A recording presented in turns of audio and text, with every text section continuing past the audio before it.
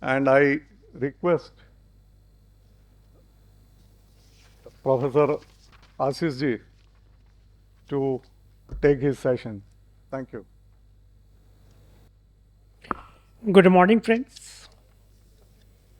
It is always my pleasure to be here in any of the events of the Institute of Cost and Management Accountants of India. So, I don't know whether I should thank them for inviting me here, but I will thank them because they always invite me. Thank you very much. Today, the topics are absolutely important for two reasons. Because everyone is talking about ESG. Now, are they talking about ESG in spirit or they talking about ESG as a PR? Today, in our deliberations, we shall come to know from our experts. Now, when we talk about ESG, it is nothing but a coming forward to sustainability. What is sustainability? Sustainability is sustainable economic development. What is economic development? Economic development is to improve the well-being of common man.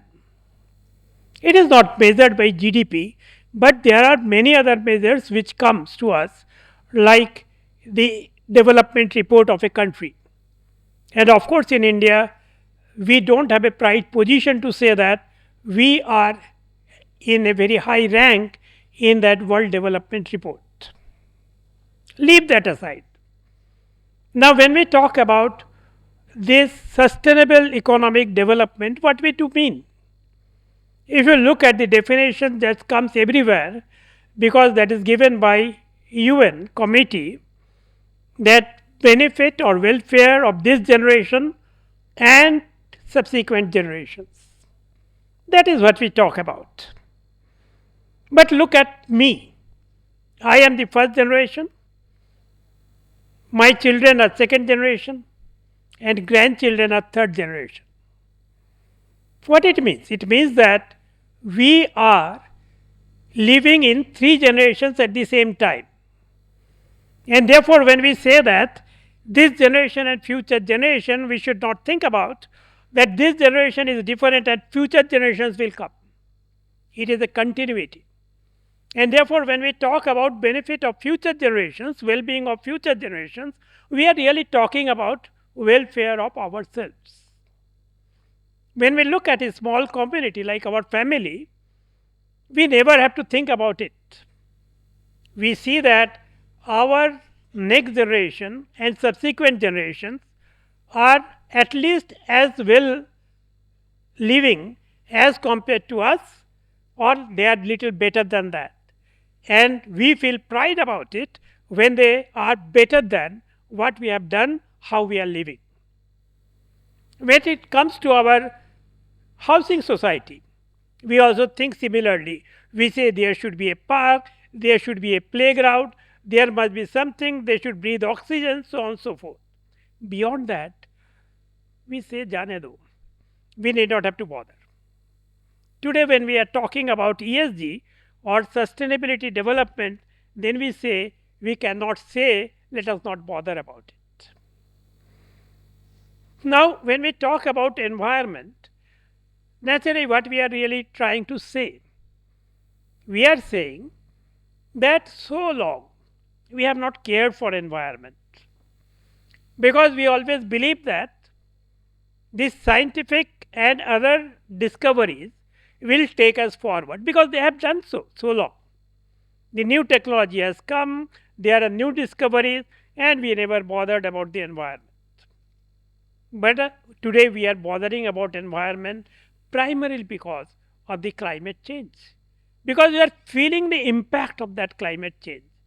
Therefore, now we are questioning whether this scientific discoveries and innovation will take us forward, or we have to do something to understand that we cannot consume the resources, economic, natural resources in the manner we consumed earlier.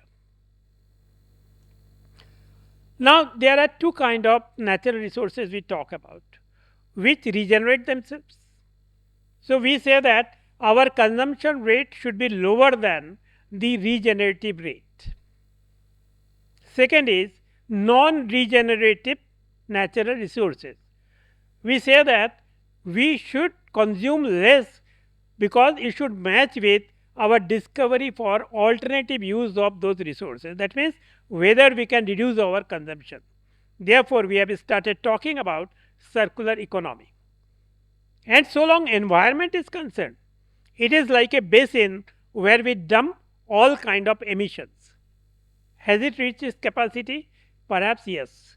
That is why we are talking about the climate change, global warming, etc. etc. So, when we talk about ESG, we are asking ourselves that whether as an industry or common person, can we do something to reduce our waste of economic resources and reduce our emissions and other kind of waste so that we don't exceed the capacity of the basin which we call environment and we can keep breathing easy. That is what we are talking about. And we are trying to find out large number of alternatives. For example, one is we are talking about the e-vehicles. Is it the right solution? No one knows. Today it appears that it is the right solution because we are not consuming petrol or diesel or gas. But what is the impact of this? We really don't know. Of course, my friend Ashim is there, so he will tell us little better than what I know, but to my mind, we are not very clear because recharging stations are consuming energy. When we talk about batteries, we don't know that when we dispose it of, what would be the impact on the environment. Whatever it might be.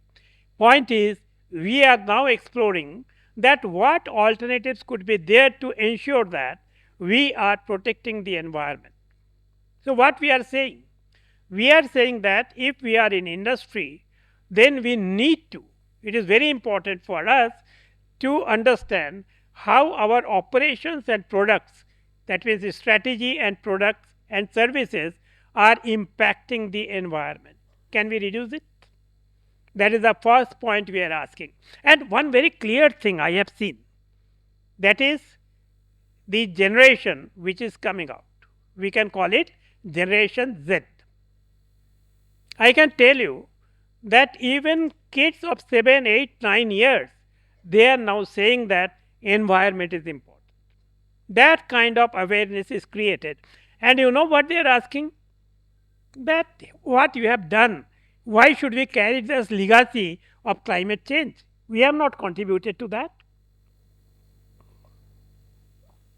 And therefore, when you have to attract the employees, they will ask what your company is doing for ESG environment. As a customer, they are asking that what have you done about it? We are ready to pay a premium price if it is an environment friendly product or it is an environmentally process through which it is being produced. And 40% of employees and customers in next decade will be this generation Z who are asking what is our fault? Why we have inherited this kind of environment we cannot breathe? This kind of environment where there is a climate change. Why we are always talking about that water will not be available, and actually in some countries there is so much of scarcity of resources, water and other natural resources. So these are very important questions which your employees will ask, which your consumer will ask. We have to answer that. And that is why as an industry, as a company, it is important for us to understand how we are impacting the environment. Second comes the society, because ESG is second is social. Now somebody will say that it is a risk management for the industry, because if we don't get a healthy and educated, that means skilled, are not available in future, we shall not be able to do business. And second, the kind of inequality that is growing, the kind of thing that is happening, it is important for us to understand that we shall not get a conducive environment to work for again I will refer to Generation Z, that is asking that we should be sensitive to this kind of inequality. And where would be the market? Bottom of the pyramid? To an extent, yes. But then how the business will grow? If there is no purchasing power, then business cannot grow. It has to sell its product and services. And therefore, as a company, we need to think about the S part of the ESG. That means, what are you contributing to the society? What is the impact on the society? And when I say so, so far we have taken the position that it is the government whose responsibility is to formulate the policy. Were we right?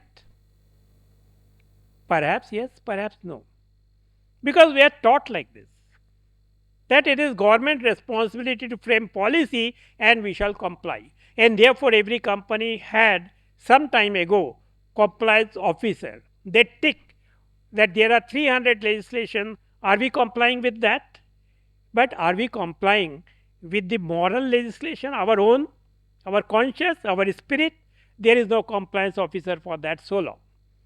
Today we are talking about ethics, we are talking about culture, but there is no officer about it. Yes, by and by perhaps we are starting to think about it, that how we are impacting the society in general beyond our own employees.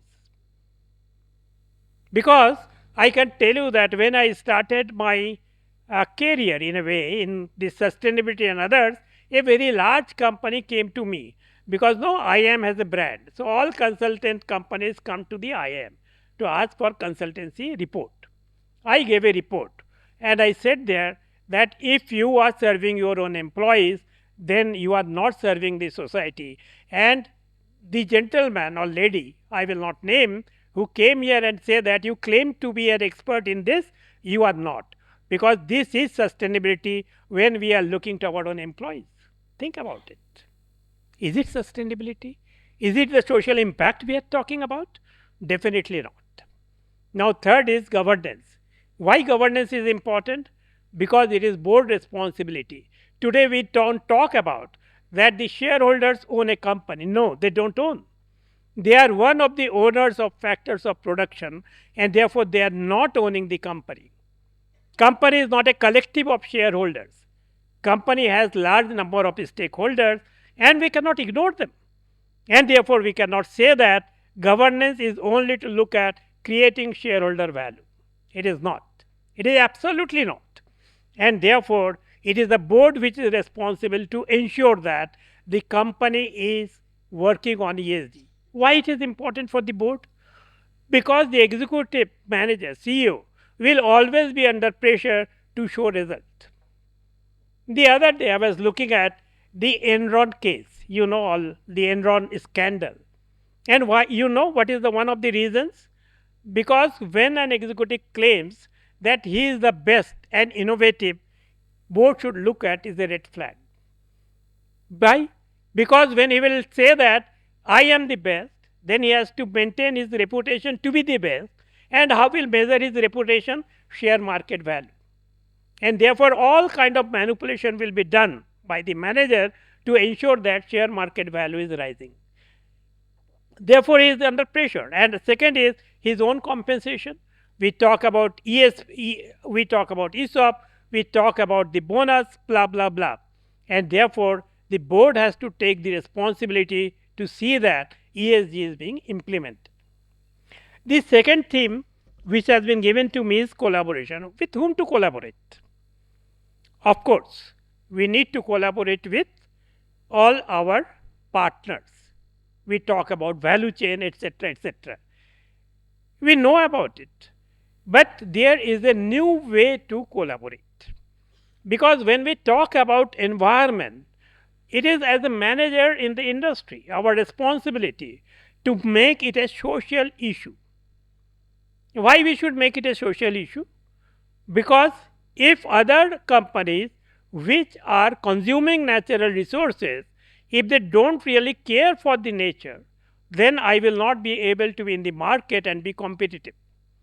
Therefore, I need to collaborate with not only with our competitors, or we shall say that who are in the same industry, but we should collaborate with, which someone has said, archetype, who are consuming these kind of resources, we should collaborate with them. So that is a new kind of collaboration that is required if we have to implement ESG. Rest collaboration is with social activists. So long we have said that, oh no, social activist. I can tell you that even now, if somebody is joining from a particular university, then even in education institution, the administration will say, why are you considering him? He is from that university and he must be a social activist. So we are not really cared, we are very afraid of any kind of criticism. But if you are afraid of criticism, we shall not be able to implement the ESG. Therefore, we should interact, collaborate with the social activists. I am not talking about those who only say negatives. If you look at a collaboration, a relationship is being developed with them and invite them for discussion, even in the board meeting, they can come up with lot of suggestions and they can also see that what is the undercurrent going on. That helps you to implement the ESG. Therefore, when we talk about this collaboration part of it, we should think laterally, we should think creatively, and we should say that we shall collaborate with our tribe. We have to socialize it. It is a very difficult skill, but we need to that skill. A new age manager, 20th century corporation governance demand that a manager should be able to collaborate with archetypes, not only with the competitors and others. So your membership with CII and others is absolutely fine, where we talk about in the same industry. But it is important for us to speak to those who don't belong to our industry but consume similar kind of natural resources. They are also impacting similar kind of creating social impacts. That is the kind of collaboration I will talk about. Third theme which is given here is business responsibilities. Business responsibility comes under ESG. Your responsibility is to implement ESG. CSR is not ESG. Therefore, when we talk about impact. So, business responsibility is to measure the impact. It is true that when a business spends money, they want to take it back, all the benefits. And they are so far the most important weakness of capitalism is that they don't want to internalize the cost of externalities they create on the society or on the environment. So, business responsibility is to internalize that cost and to reduce the pain, and don't say that I am doing CSR because I am inflicting pains and I am also giving a remedy for that pain, or I am bearing the cost of that pain. That is neither CSR nor sustainability. So, that is the kind of responsibility I like to see from the business leaders and managers. Don't talk about ESG and CSR, etc., only on the platform. Do it in the spirit. Third is CEO dilemma. Now, one of the CEOs is sitting here. He will be able to say that what kind of dilemma he faces, but being an academic, I feel that CEO has no dilemma. Integrated thinking has come up through integrated reporting. So, you have to balance both. You have to feel the pressure of the short term, no doubt, but you have to balance and say that I will do long term. What it requires? One thing only, courage. Courage is required to say that I will create value in the long term, forget about what is happening in the capital market in the short term. Because capital markets sometimes never understand all these aspects. Capital markets sometimes never understand this strategy because it is difficult to communicate this strategy. Yes, we have to make money. We have to create value. We have to serve the shareholders, but we have also to serve the stakeholders. Now, sometimes I ask myself, why should we maximize shareholder value? A maxim which I have read when I read the finance or read the corporate governance or blah, blah, blah. Now, the capital market is giving an average return of 10 to 11%. Have we stopped investing in the capital market? Perhaps no, we have not stopped. But at one time you would recall it was giving a return of 18%. So, if we get a reasonable return as an investor, we shall continue to invest in the capital market. Then why to maximize it? Maximization is not required. After all, even when there is a zero return on the savings, in some countries it happen in between, because I am talking about the real return, not nominal return, then too we continue to deposit the money in the banks and post offices. Therefore, forget about maximizing the shareholder return. Create value for the company and think about all the stakeholders of the company. Therefore, I don't think that there is shareholder dilemma unless they think of themselves and manage their reputation and compensation. What is important is, but I say always that check and balances should come from the board of directors, because CEO is under tremendous pressure to give results. Pressure from the shareholders, pressure from internally himself or his colleagues or her colleagues, and therefore it is the board responsibility. But I will not talk more about the dilemma, because my friend will say you are speaking all theoretical. I know that what kind of pressure I have. But last is CMA's role. We are not cost accountants, we are management accountants. And management accountants means you are a member of the top management. Whether you are a practicing management accountant or you are employed as a management accountant. And we are not bean counters. And therefore, what is important for us to give the management a support to the extent possible, quantifying the numbers. And we should also try to see that how environmental cost can be built in the business model in framing this strategy. And therefore, as a management accountant, we should understand the ESG and we should try to quantify and say that how we can include it in the business model and the cost. That is what is important for us. And as a management accountant, we should innovate.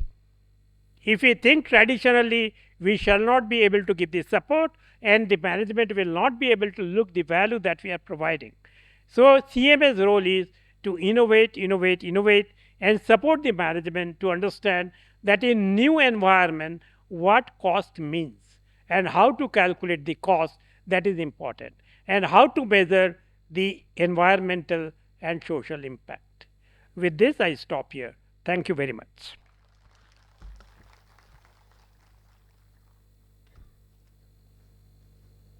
Thank you, sir, for wonderful way of describing your insightful thoughts on this topic.